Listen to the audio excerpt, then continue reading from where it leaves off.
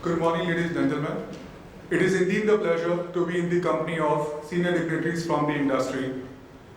On behalf of the Economic Times, I welcome you all to the special edition of A&E Top 100 Brand Summit 2015. As you will agree, in today's world, where a new brand is emerging in the market every day, each claiming to be unique, measuring any brand success is becoming a tricky affair, both from the makers and the consumer's perspective. It is especially so in the contemporary economy where people have an emotional connect with the products and services they use. The Economic Times A&E Top 100 Brands is a platform to recognize and laud brands across categories within the domain of architecture, interior decoration, and other products used by the construction industry in the building homes. When we talk about build structure, we always talk about the person who designed the structure or who built it. We tend to forget about these unsung heroes who contribute to our built environment behind the scene. This summit is an effort to honor and acknowledge these people. Just to give you a background, A&P Summit happens to be one of our marquee summit which we started 3 years back. And during the course of last 3 years, we've been able to build a great traction with the architect and design fraternity. And one of the reasons we thought, now this will be a great idea to have an extension where probably we can do a research-based activity with the architects and interior designer and come up with a special list of brands which matters to the industry. For which we collaborated with MRSS India, wherein 4,000 plus key architects and interior designers across the country were asked to identify brands that are perceived to be the best in class, and the result of their inputs can be seen in the ETA and the Top 100 Brands. The survey was conducted with a sample size of 2,050 with 300 brands spread across 70 categories, and it was based on popularity, equality, and reputation. This list of the finest brands in the country was arrived after polling respondents from 19 major cities across the country. Subsequently, online interviews were conducted with the target group using a structured questionnaire, and the rating were recorded on a scale ranging from 1 to 100. The result of this effort was a final list of the brands shortlisted for the A&E Top 100 Brands, and those 100 brands will be listed in the coffee table book in the glossary segment. And some of them who chose to be featured in the book will be part of the customized special exclusive coffee table book. Without further ado, let me leave the discussion to the experts. I sincerely hope the round of discussion are insightful enough and will leave impact to the industry. Thank you.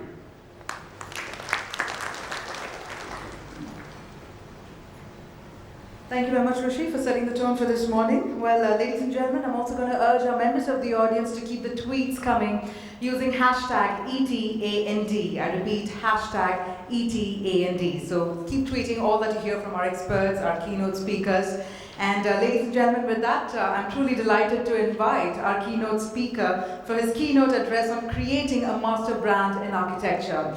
Well, ladies and gentlemen, he's one of India's most admired marketing and management gurus. He's the managing partner of Counselage India, but he's somebody who actually manages to wear all the hats with such great aplomb: an entrepreneur, an author, an ad man, an actor. When we talk about a multifaceted personality, it is only synonymous to the name Suhel Seth. So ladies and gentlemen, please help me welcome on stage our fabulous keynote speaker, Mr. Suhel Seth.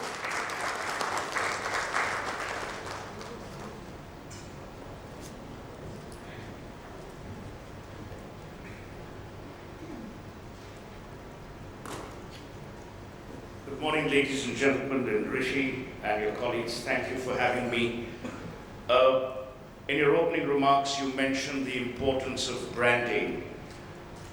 Earlier, someone asked me, why branding in the realty business, or why branding for homes? I think all of you know better than I do that ultimately consumers don't buy brands, they buy benefits. They don't buy surf, they buy the whitest wash. They don't buy Tide, they buy clean clothes. When brands are synonymous with benefits, and only those benefits, they then transcend being mere brands and they become category owning devices, much like in the good old days Dalda was. Or much in the good old days, fridge wars. I think more than ever before in today's India, branding in the architecture and design segment is absolutely critical. Today, if you look around the world, you don't have any Indian architect straddling the global firmament, perhaps other than a Hafiz contractor who's built a brand for himself, and before that, of course, Charles Correa. But if you traverse the world, you have an I am Pei, you have a Libeskind, you have a Yamazaki, all people who become synonymous with architecture, because that's architecture that has been a defining moment in that country's cultural and eco landscape. Where are we in India today? For many years in India, getting a house alone was enough. You didn't care about the architect, you didn't care about building material, because our homes were never pride of place. The maximum that a person would enter someone's home would be the drawing room. I don't know if you remember, in many homes in India, dining rooms had wash basins attached to them, so that people didn't even have to penetrate washrooms which were part of the home. All that has changed. More and more young people are entertaining at home. More and more people are inviting people home. More and more magazines have surfaced. There are awards such as these which reward and recognize great brands in this space. But what is most critical is that the Indian has evolved from home ownership to home pride.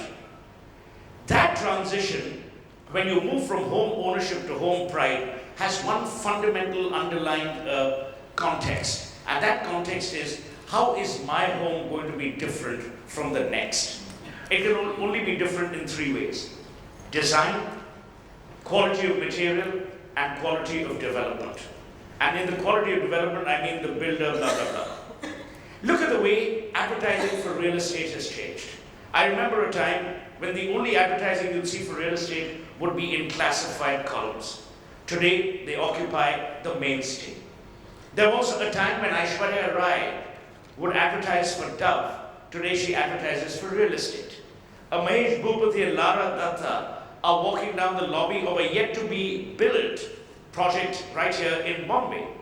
So all of this signifies two or three things. Number one, that the consumer is getting more aspirational even in the reality business. Aspiration and brands are intertwined. Aspiration achievement is part of brand consumption as a process. You aspire for brands. Through those brands, you aspire for a better quality of living. Through that better quality of living, you aspire for a more discriminant status for yourself compared to your peers. The second thing that I've observed is developers are becoming more and more accountable. The real estate sector was one sector which was absolutely like the Western cowboy syndrome. No accountability, tardiness in delivery, and absolute misbehavior with consumers. All that has changed, and that will continue to change for various reasons. Reason one, consumers are becoming more aware of their rights. Number two, the media is more aggressive than it has ever been. Number three, social media is building a lot of peer pressure, and add to that our out-of-work justice system, which has nothing to do but take on more and more cases of litigation where people can fight each other. In this kind of environment, everything in the A&D space is relevant. Architecture is getting to be more and more relevant today. Young consumers are more eco-aware. They're concerned about energy. They're concerned about usage of natural ingredients. They're concerned about water. Most importantly, they're concerned about the environment. And the environment not only for themselves, but even for their kids. You will find more and more pressure on developers to leave open spaces. Therefore, architecture itself will change. Look at what IMP did right outside the Louvre when he built the glass pyramid. Or, for that matter, what Libeskind did with the Holocaust Museum in Berlin, where you enter the museum almost underground in order to bring to your attention the absolute misery, the horrific crimes of the Holocaust which Adolf Hitler inflicted. Architecture must represent the culture of a country. Sadly, if you look around buildings in urban India, they are now cookie-cutter buildings. In fact, government buildings can be recognized very easily. because they're the ugliest buildings on the planet.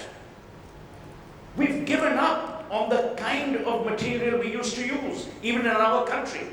If you go to the Agra Fort, go to Fatehpur Sikri, go to the Red Fort, see the way cooling devices without the air conditioner were actually cooling surfaces.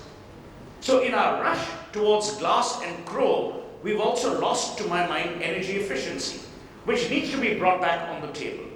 So I would urge a respected, responsible newspaper like the Economic Times to actually add, if you don't already have one, on which is the most environmentally conscious architect and which is the most environmentally conscious design in various categories. For instance, why can't I reward a cistern or a flushing company or a sanitary ware company which guarantees the usage of minimum water per flush? Or which strategically says, I will create a device within the back end where there is recycling of water, not obviously the sewage, but of the water. These are some of the things that I would urge newspapers like the Economic Times to take on, because ultimately brands have to be responsible not just to the consumer who consumes them, but to the society in which that consumer resides. That, to my mind, is very, very critical. Let's come to public architecture in our country. I think we are woefully inadequate in rewarding public government contracts because we go by lowest value of tender, but not by the highest quality of excellence. That needs to change. We need more and more recognition of public architecture.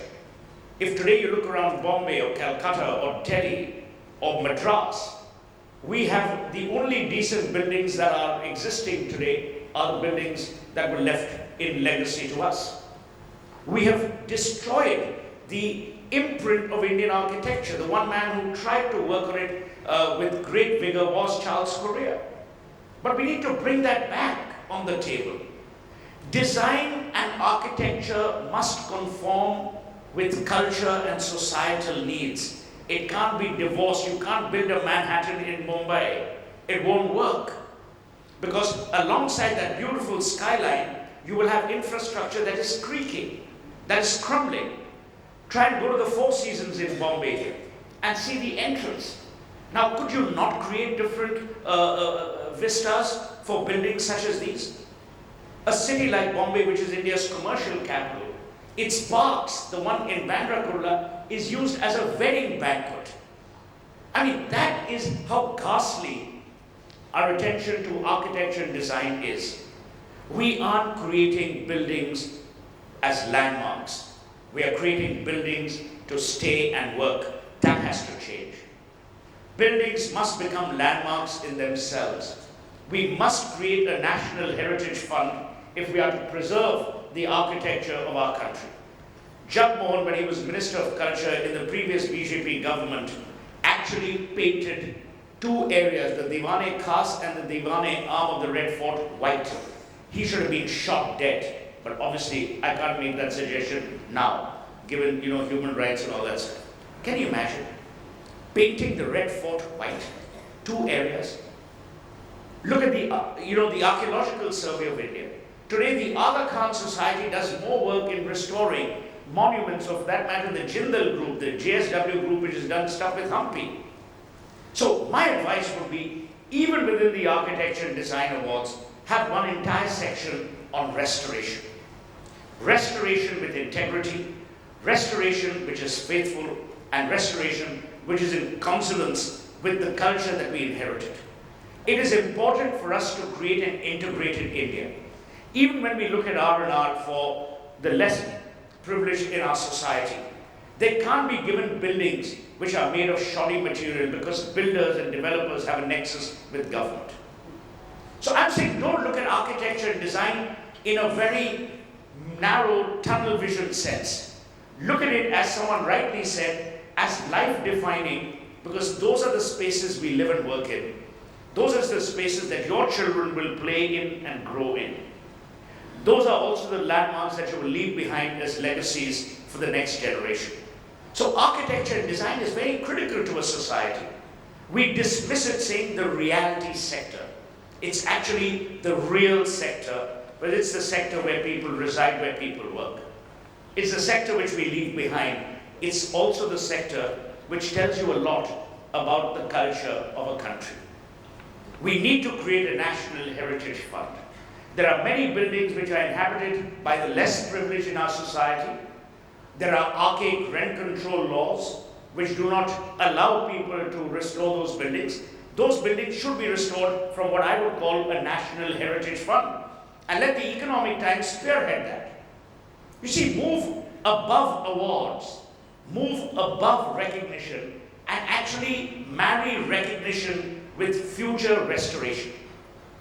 We need to make these substantive changes. Otherwise, what will happen is, Rishi and all you guys, you'll become another award event. So here's the choice before you.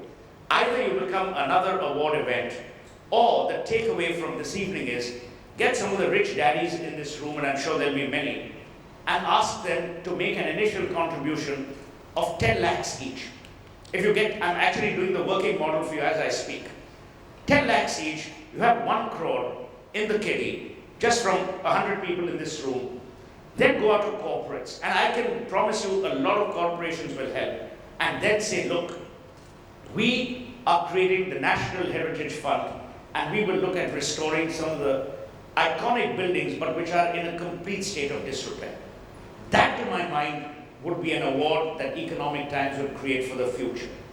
That, to my mind, will be something that all of you will have participated in as a glowing chapter in India's A&D history. Thank you so much, and I hope you have a splendid summit. Thank you. Thank you very much, sir. I'd like to...